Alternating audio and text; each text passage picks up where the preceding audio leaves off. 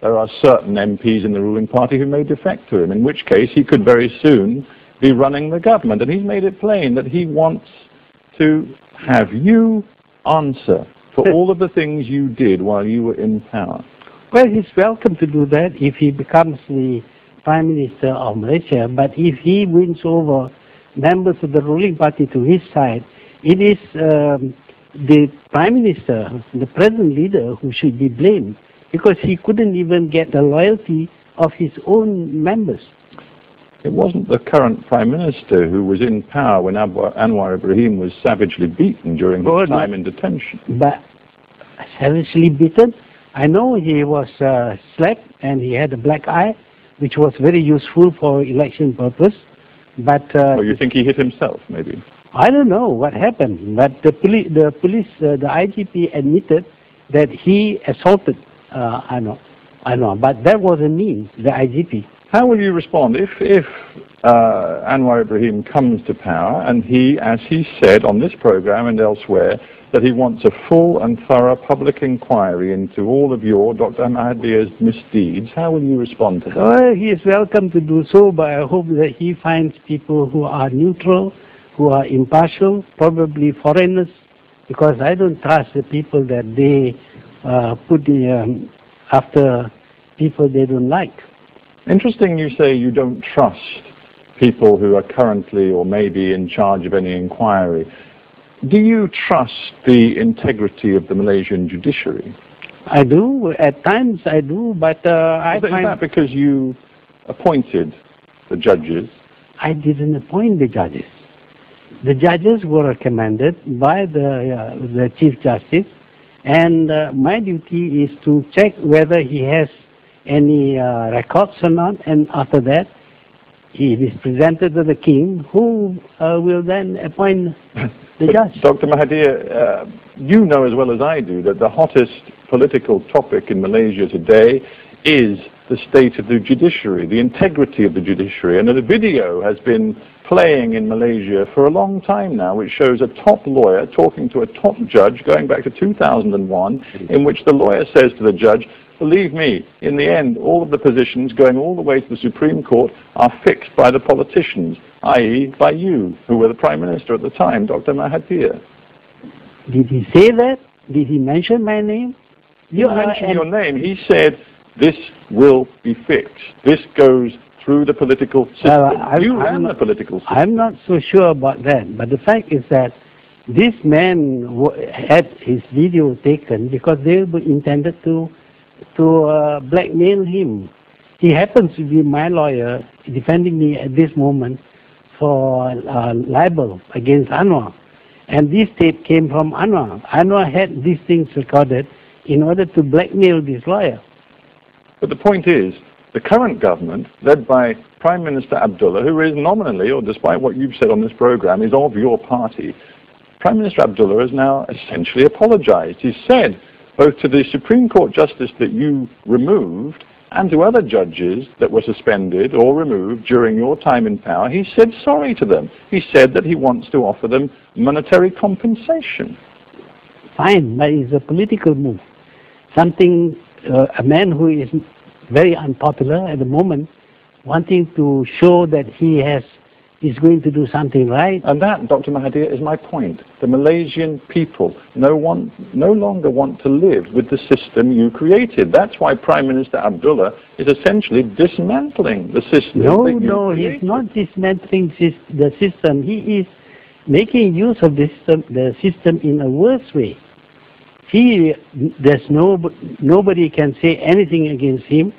He has newspapers which only reports about him and how great he is, and he was misled by his own supporters into believing that if he holds the election now, I mean this is 1.5 years before the end of the term, he would win. He would have a clean sweep. If you look at the records, he made statements that he would win the election with 0 for the opposition. The more I listen to you talking about Prime Minister Abdullah, the more I wonder, why did you choose him to be your successor? Well, these people are very smart in hiding their true character. he was known as Mr. Clean, and I thought I would appoint a clean person to succeed me, although he was not the one with the highest votes in my party. But I thought that he was older, and I appointed him, thinking that he is not going to do anything very wrong. But this man gives priority to his family rather than to the country. So it was a fundamental lack of judgment on your part. Yes, I'll admit that, but we all make mistakes, you know. The British people voted in people like Blair who told lies. So did the Americans. Lots of people make mistakes.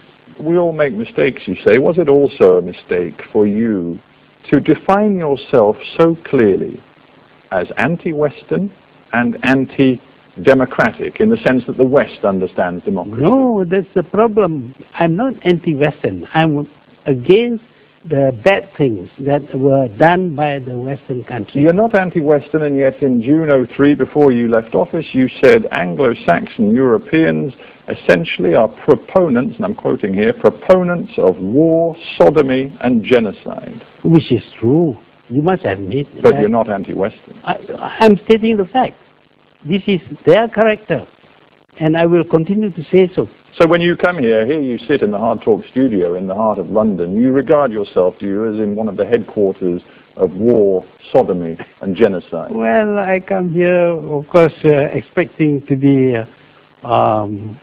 lambasted by you, because that is the way you work.